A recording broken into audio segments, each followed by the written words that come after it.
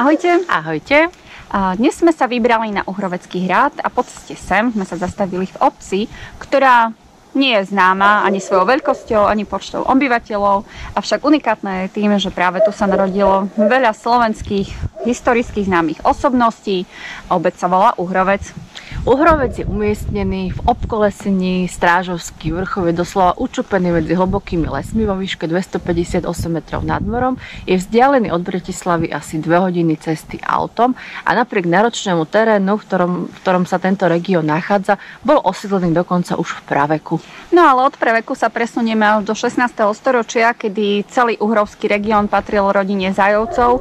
Tá práve nad obcov postavila kaštiel, pôvodne na mieste vyrastala zemianska kúria, avšak Zajovci ho stavali, zvelaďovali, až z neho teda vznikol renesančný kaštiel. V pravom krídle tohto kaštieľa sa nachádzala unikátna knižnica, ktorá obsahovala hudobné diela z 18. a 19. storočia. Uhrovec je taktiež známy tým, že tu žilo, pôsobilo, narodilo sa viac ako 20 významných osobností slovenského života, rôzne literáti, spisovatelia, novinári, dejatelia, politici.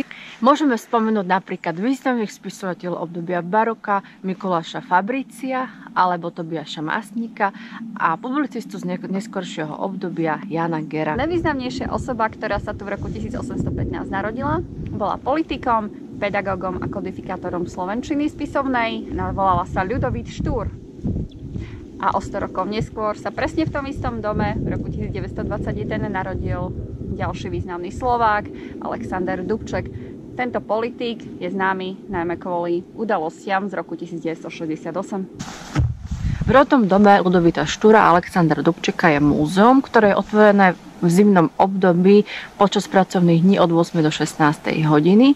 Je tam expozícia, ktorá bola otvorená v roku 1965 a to v deň 150. výročia narodenia Ľudovíta Štúra.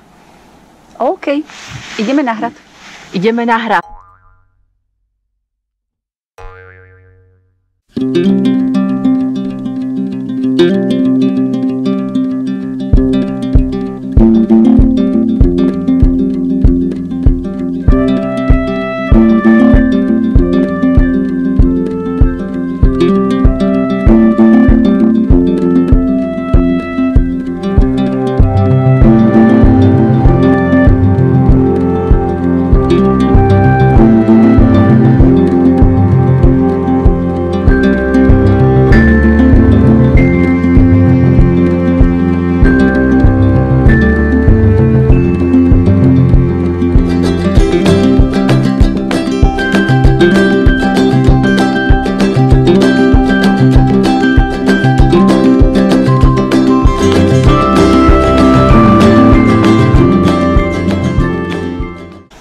Vyšli sme hore na Uhrovský alebo Uhrovecký hrad.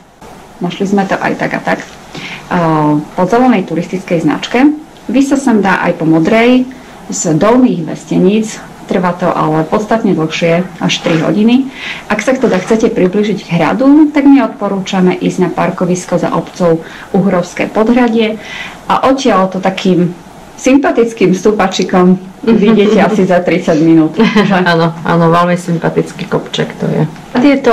Hrad je to z 13. storočia. Predstavte si, jeden z prvých majiteľov bol Matúš Trenčiansky, ktorý sa pričinil aj o to vlastne, že ten hrad vôbec bol postavený. Vlastnil ho až do roku 1321, to je do svojej smrti. Po jeho smrti hrad pripadol kráľovi Karolovi Robertovi z Anžu. No a potom ho vlastnil ďalší kráľ, Žigmund Luxemburský, ktorý ho z veľkej lásky ku Ctiborovi zo Ctiboric mu ho aj podaroval. Netušíme, čo tam boli za vzťahy.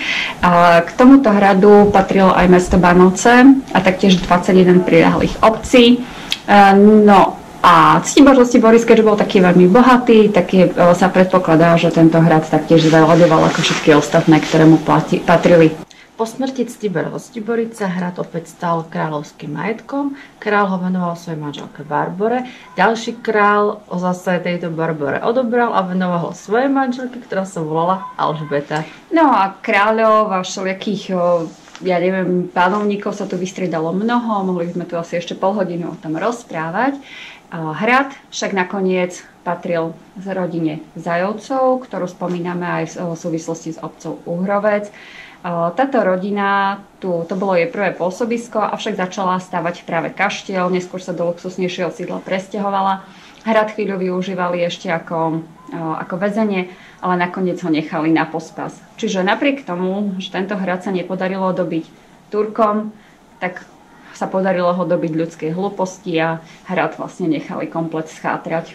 Čo je veľká škoda, ale máme k tomuto hradu veľmi peknú legendu, ktorá hovorí o veľmi odvážnej hradnej pani, ktorá... Konečne. Áno, konečne to nie sú nejaké zlé bosorky, ktoré triznili okolie. Táto hradná pani v čase tureckých nájazdov videla, ako sa blíži armáda Turkov a identifikovala v tom dave kapitána, ktorého jednou strelou zastrelila. Keď to videlo vojsko, všetci vojaci sa rozutekali, zobrali nohy na plecia, pretože keď zbadali, čo dokáže jedna žena, čo asi tak dokážu odvážni slovenskí muži.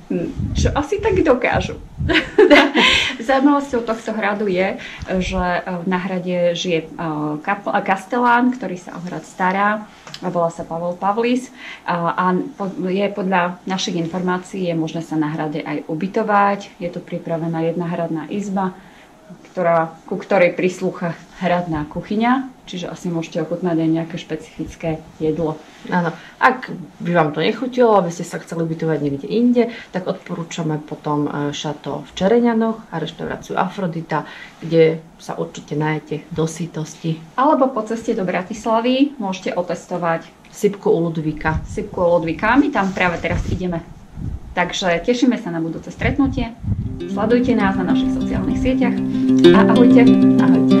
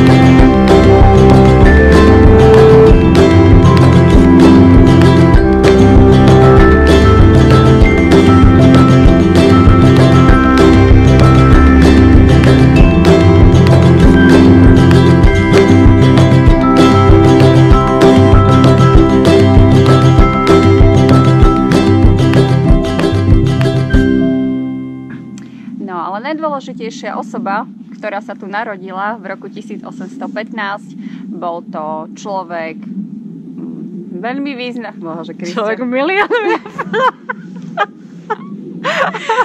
Dobre.